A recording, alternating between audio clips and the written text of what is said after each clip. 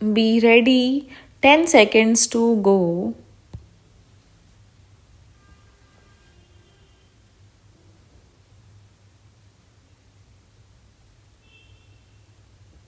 Start. I am delighted to be here today to participate in the Silver Jubilee celebrations of your esteemed publication. 25 years is not a long time in the life of a newspaper, although you have a much longer history before becoming a newspaper. I wish you a long future and many years of purposive and socially useful journalism.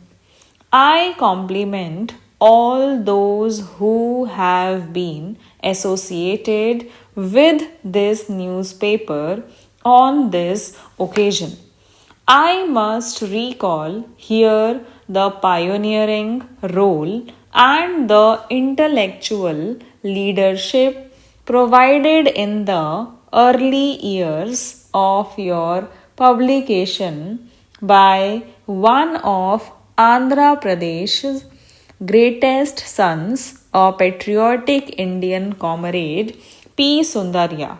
Under his towering intellect and guided by his social commitment, comrades Basava, H. Rao, and B. Rao shaped it and through it influenced intellectual discourse in the state. Andhra Pradesh has been fortunate to have had several generations of patriotic and forward looking leadership both in government and in opposition. I have just unveiled the statue of our revered former Rashtrapati. He was a freedom fighter, a political visionary, a keen administrator, a highly admired parliamentarian and speaker, and a respected first citizen. He showed his deep and abiding commitment to his people, especially the farming community, when he chose to return home to his native Kurnool district after completing his tenure as president. Till he breathed his last, he took keen interest in the welfare of farmers. In celebrating the silver jubilee of your newspaper today, you are focusing on the social responsibility of media.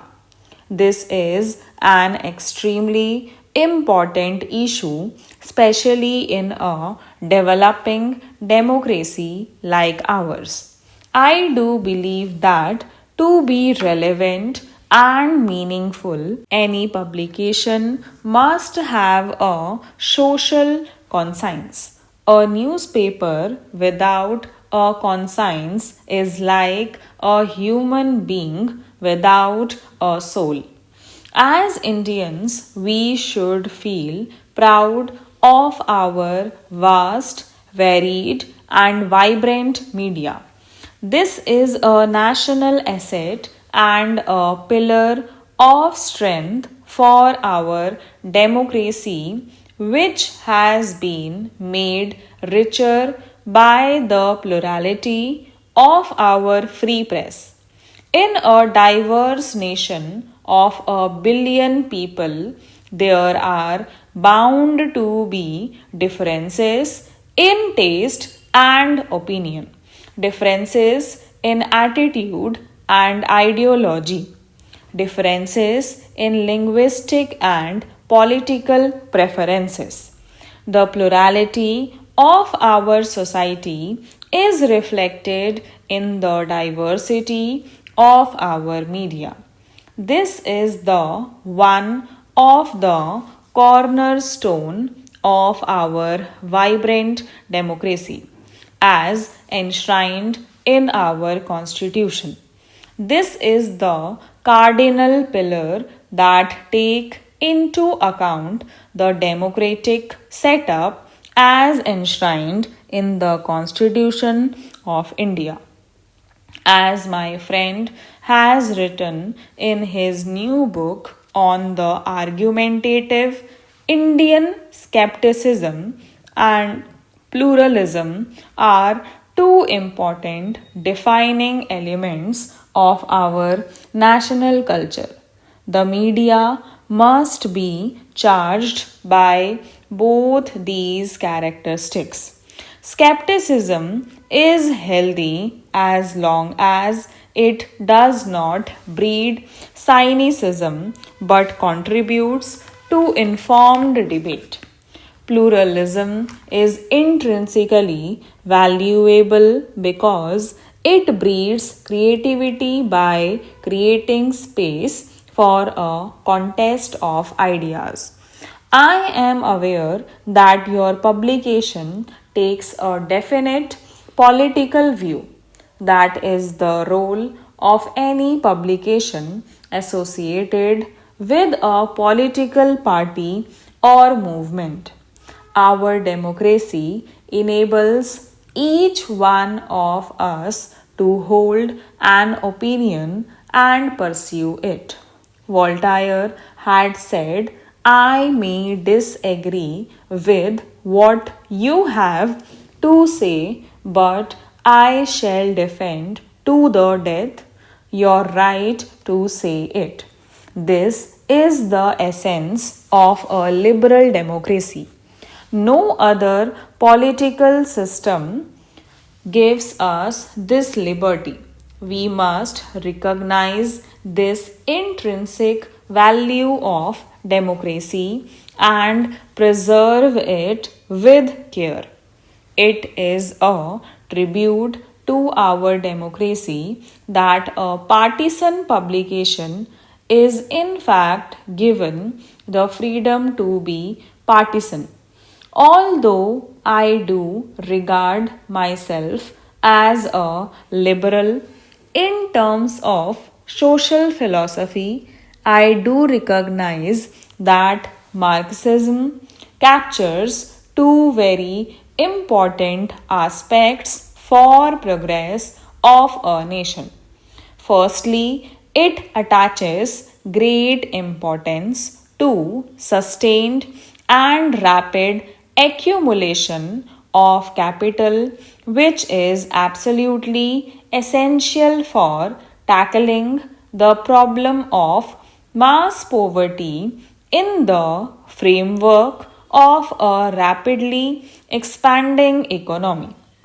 Secondly, its commitment to social justice, particularly to ensuring that the fruits of growth are shared equitably and that the burden of socio-economic change is not placed disproportionately on the shoulders of those who do not have the necessary ability to bear it. These insights of Marxism must guide any development policy design. I have always believed in the importance of a free press. It is the ultimate check against the tyranny of authority. More importantly, it is a mirror that enables people in authority to get a continuous reality check. This remains an important role for the media despite the increasing pressures of commercialization.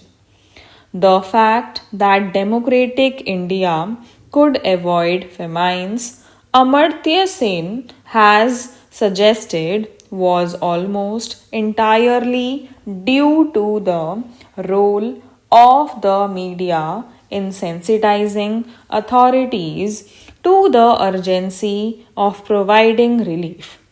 We have seen how the media continues to play this constructive and socially responsible role here in Andhra Pradesh when it alerted the government to agricultural distress.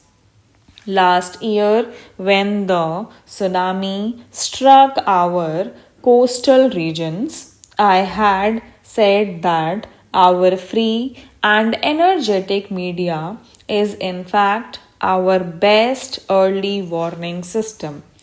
I do sincerely believe that there is no grievance that cannot be redressed through democratic means.